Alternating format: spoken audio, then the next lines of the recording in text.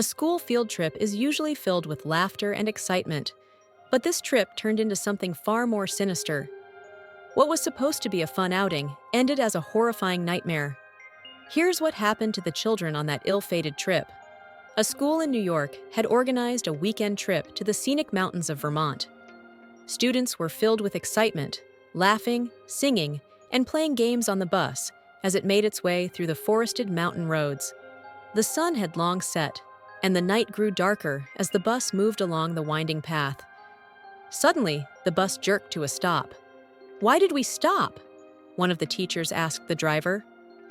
"Ma'am, look ahead," he said, pointing towards the road. A woman dressed in a long coat stood in the middle of the road, holding a baby wrapped in a blanket. Her face was partially obscured by her hoodie. "Please help me," she begged, her voice trembling. "I was hiking with my baby, and it's too dark now. I can't find my way back. Please just give me a ride to the next town. My baby is so cold." The teachers discussed it briefly before deciding to let the woman on board. After all, how could they leave a mother and her child stranded in the woods at night?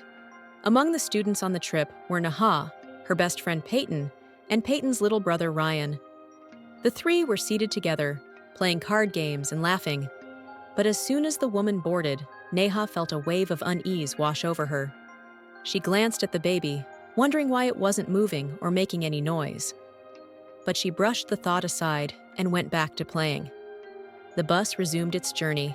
The road twisted sharply through the hills, and the children swayed with each turn.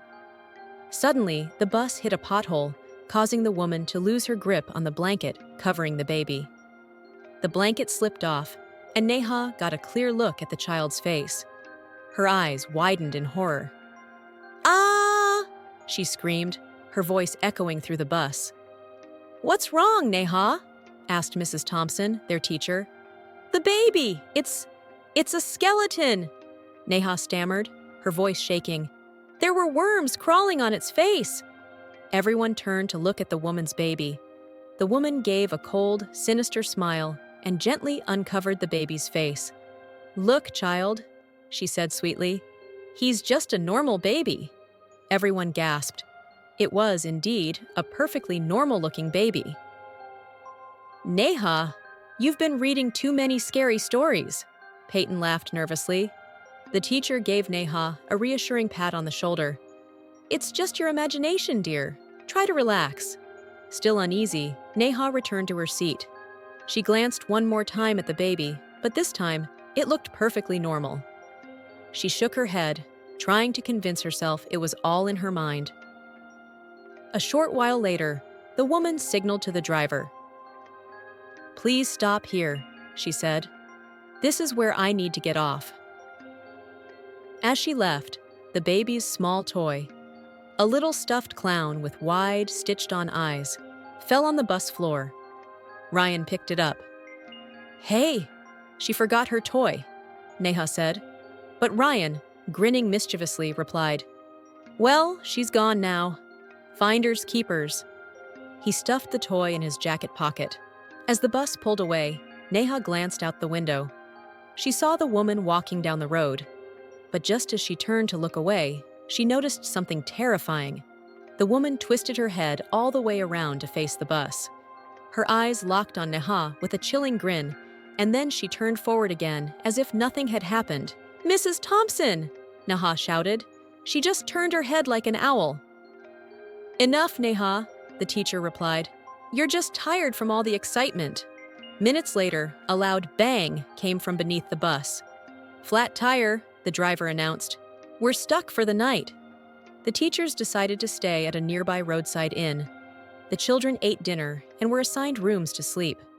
Neha, Peyton, and Ryan shared a room together. Ryan had been obsessed with the stuffed toy since he found it. It was a small clown doll with button eyes and an unsettling grin.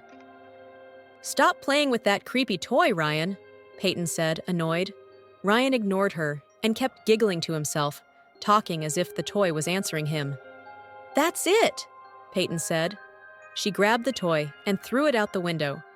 Ryan's eyes went wide with rage. "That was my toy!" he shouted. "Give it back! Give it back!" He sat in the corner, glaring at them.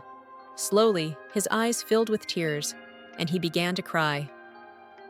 "Ryan, stop being so dramatic," Peyton muttered. Suddenly, the room's lights went out. "Ugh, power's out," Peyton sighed. She turned on her phone's flashlight and scanned the room. "Where's Ryan?" Neha asked. Peyton's flashlight scanned the room, but Ryan was gone. "He was right here," Peyton said, panic setting in. The girls ran to the window and saw Ryan climbing down the side of the inn. "Ryan!" Peyton shouted. "Get back here!" They rushed outside into the woods after him. As they searched, they heard a distant voice. "Peyton! Neha! I'm over here." They followed the voice and saw a small, shallow pit in the ground. Inside the pit lay the same toy Peyton had thrown out of the window. But this time, the toy's stitched-on mouth was moving. "Help me! It's me, Ryan! I'm scared!" The toy's voice whimpered. "That's the clown doll," Peyton said, her breath quickening. "How is it talking like Ryan?"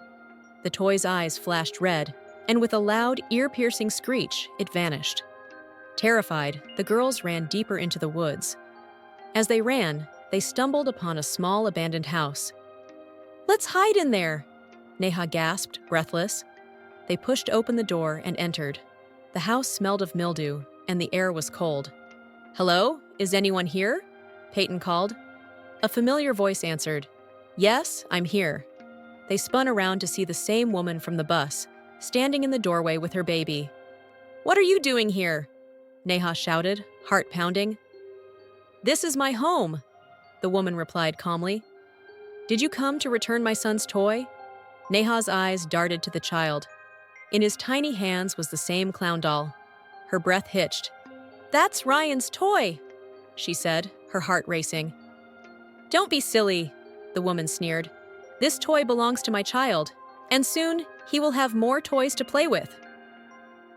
The baby looked up. It wasn't a baby. It was Ryan. His eyes were glowing red. "Ryan!" Peyton screamed, rushing toward him. "No, Peyton, don't!" Neha shouted. But it was too late. The woman dropped her disguise, revealing her true form, a ghastly witch with sunken eyes and razor-sharp teeth. She reached for Peyton, her claws grabbing her shoulder. "No!" Neha cried, watching helplessly as Peyton and Ryan were dragged into the darkness. Neha bolted from the house, running faster than she ever had. She broke free from the forest and stumbled onto the road, where she collapsed.